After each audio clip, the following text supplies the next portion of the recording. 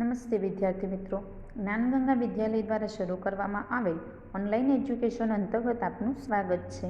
આપણે ઇંગ્લિશની અંદર ગ્રામર જોતા હતા, જેમાં આપણે યુનિટ 4 ધી સિમ્પલ ફ્યુચર ટેન્સની સમજૂતી જોઈ ગયા હતા. હવે આપણે તેની એક્સરસાઇઝ જોઈશું આ વિડીયોમાં. તો જોઈએ આપણે. Question 1. Fill in the blanks with the simple future tense forms of the verbs given in the brackets. કાઉન્સમાં આપેલા ક્રિયાપદોના સાદા ભવિષ્યકાળના રૂપો વડે ખાલી જગ્યા પૂરો. કેવી રીતે સાદા ભવિષ્યકાળમાં લખાય? તો જે મૂળ ક્રિયાપદ છે તેની સાથે સહાયક ક્રિયાપદ લખો એટલે વાક્ય તમારું ધ સિમ્પલ ફ્યુચર ટેન્સમાં થઈ જાય. તો તમારે શું કરવાનું છે? જે તમને કાઉન્સ આપેલ છે ક્રિયાપદ, એની સાથે તમારે સહાયક ક્રિયાપદ વિલ લખવાનું અને ખાલી જગ્યા પૂરવાની. એટલે તમારું વાક્ય કેવું થઈ જશે? સાદા ભવિષ્યકાળમાં થઈ જશે. આપણે જોઈએ 1-2. પહેલું, ધ પ્યુપિલ્સ સીટની સાથે વિલ સીટ એટલે સહાયક ક્રિયાપદ લખવાનું એટલે સાદા ભવિષ્યકાળમાં થાય. In the assembly hall, the pupils will sit in the assembly hall. બીજું, ધોઝ વિમેન્સ ગોની સાથે will go to a fruit shop in the evening. Those women will go to a fruit shop in the evening. ત્રીજું, my father reachની સાથે will reach his office at 6 p.m. My father will reach his office at 6 p.m. ચોથું, the farmers sleepની સાથે will sleep under the neem tree. The farmers will sleep under the neem tree. પાંચમું, the magician showની સાથે will show his tricks in the town hall. The magician will show his tricks in the town hall. બરાબર, સમજ પડી ને? આવી રીતે તમારે બીજી ખાલી જગ્યા પૂરવાની રહેશે. આપણે નેક્સ્ટ ક્વેશ્ચન જોઈએ. Question 2. From questions using the words given in the brackets. કાઉન્સમાં આપેલા શબ્દોનો ઉપયોગ કરીને પ્રશ્ન વાક્યો બનાવો. બરાબર, અહીં તમને સવાલ બનાવવાના છે. તમને અહીં જવાબ વાક્ય આપેલ છે. તમારે આ શબ્દ દ્વારા એનો પ્રશ્ન બનાવવાનો રહેશે. ચલો. મેરી એન્ડ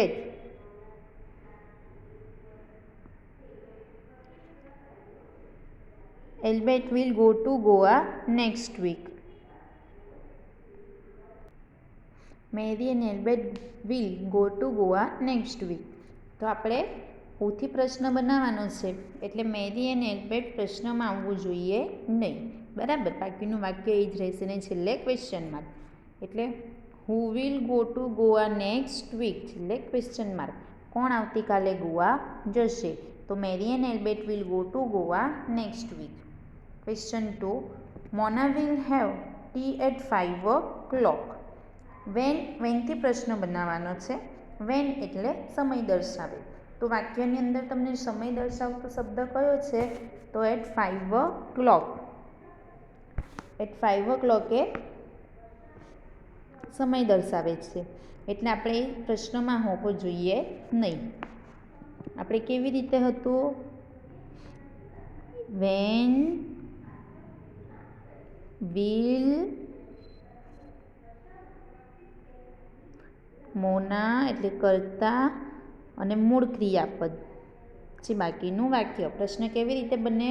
પહેલાં જે શબ્દથી પ્રશ્ન બનાવવાનો હોય તે, ત્યાર પછી સહાયક ક્રિયાપદ, કર્તા અને મૂળ ક્રિયાપદ, પછી બાકીનું વાક્ય. એટલે પ્રશ્ન થઈ જશે when will Mona have tea. Mona કેટલા વાગે ચા પીવે છે? તો Mona will have tea at 5 o'clock. Mona એ 5 વાગે ચા પીવે છે. ત્રીજું, the farmers will sleep under a tree. વેરથી પ્રશ્ન બનાવવાનો છે. વેર એ સ્થળ દર્શાવે એટલે અહીં અંડર અ ટ્રી એ શબ્દ સ્થળ દર્શાવે છે એટલે પ્રશ્નમાં એ લખવાનો નહીં. પહેલાં જેનાથી પ્રશ્ન બનાવવાનો હોય તે, ત્યાર પછી સહાયક ક્રિયાપદ, કર્તા અને મૂળ ક્રિયાપદ. Where will the farmer slip.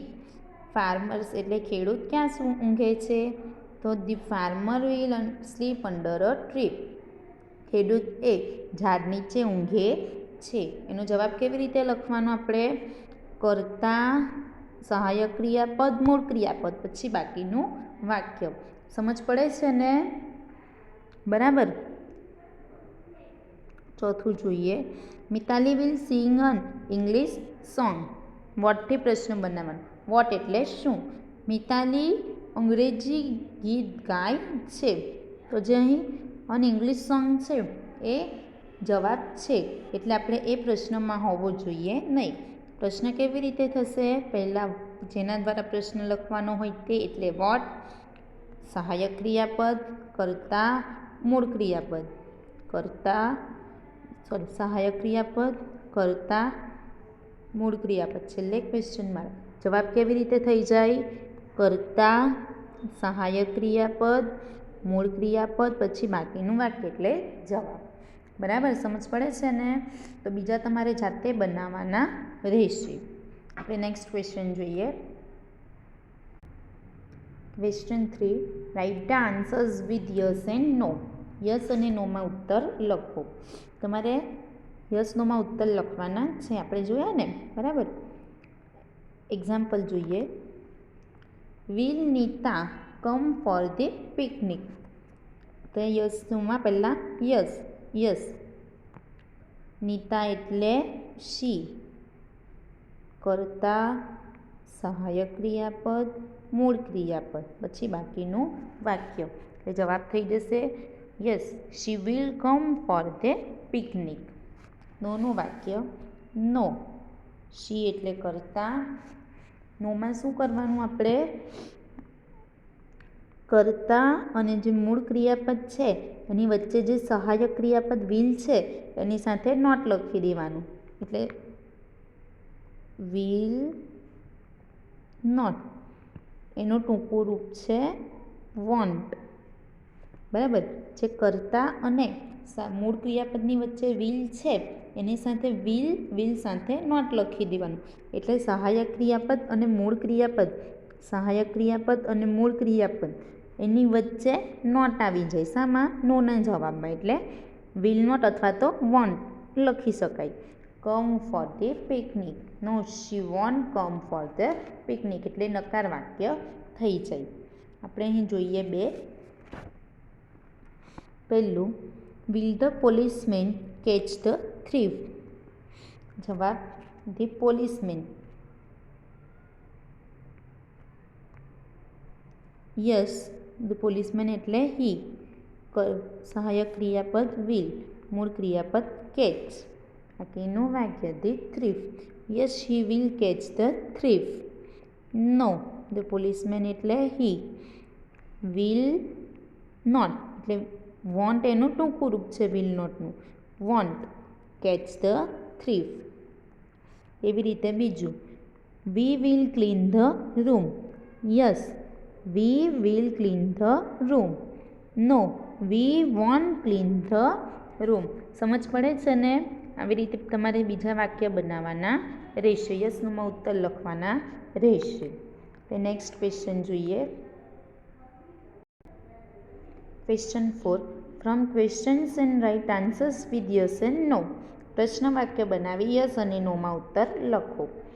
તમારે આપણે આને પહેલાંના પ્રશ્નમાં શું જોઈ ગયા? તમને પ્રશ્ન વાક્ય બનાવેલ આપેલ જ હતું. તમારે ફક્ત આખા વાક્યમાં યસ નોના ઉત્તર લખવાના હતા. આની અંદર તમને વાક્ય આપેલ છે, વિધાન વાક્ય. તમારે એના આધારે પ્રશ્ન વાક્ય બનાવવાનું, ત્યાર પછી ટૂંકમાં યસ નોના ઉત્તર લખવાના રહેશે. એટલે પહેલાં એક્ઝામ્પલ જોઈએ. અંકિત વિલ ડેકોરેટ ધ રૂમ. પ્રશ્ન વાક્ય બનાવવા શું કરવાનું? સહાયક ક્રિયાપદ પહેલું, કર્તા બીજું. એટલે બીજું પદે પહેલું અને પહેલું પદે બીજું, છેલ્લે ક્વેશ્ચન માર્ક. બરાબર. એટલે વાક્ય થશે વિલ, સહાયક ક્રિયાપદ, કર્તા અંકિત અને મૂળ ક્રિયાપદ ડેકોરેટ, પછી બાકીનું વાક્ય અને છેલ્લે ક્વેશ્ચન માર્ક. એટલે વાક્ય થશે will Ankit decorate the room? Yes, Ankit એટલે હી. સહાયક ક્રિયાપદ વિલ. Yes, he will. આખા વાક્યમાં લખવું હોય તો yes, he will decorate the room. નોનું વાક્ય નો, અંકિત એટલે હી. વિલ નોટ અથવા તો won't. No he won't decorate the room. No he will not decorate the room. એવું આખા વાક્યમાં પણ લખી શકાય ને આ ટૂંકા રૂપમાં છે. બરાબર. આપણે જોઈએ પહેલું, તેજસ વિલ લર્ન સંસ્કૃત. કરતા બીજું, સહાયક ક્રિયાપદ પહેલું. એટલે પહેલું પદે બીજું ને બીજું પદે પહેલું ને છેલ્લે question mark. Will Tejas learn Sanskrit, છેલ્લે ક્વેશ્ચન માર્ક. સહાયક ક્રિયાપદ, કરતા, મૂળ ક્રિયાપદ, બાકીનું વાક્ય Sanskrit. Will Tejas learn Sanskrit. Yes, Tejas એટલે he. Yes he will. No he won't. બીજું, grandfather will tell us a story. કરતા બીજું, સહાયક ક્રિયાપદ પહેલું. પહેલું પદે બીજું, બીજું પદે પહેલું અને છેલ્લે ક્વેશ્ચન માર્ક. એટલે થશે will grandfather tell us a story. Yes, grandfather એટલે he. Yes he will. No he won't. બરાબર.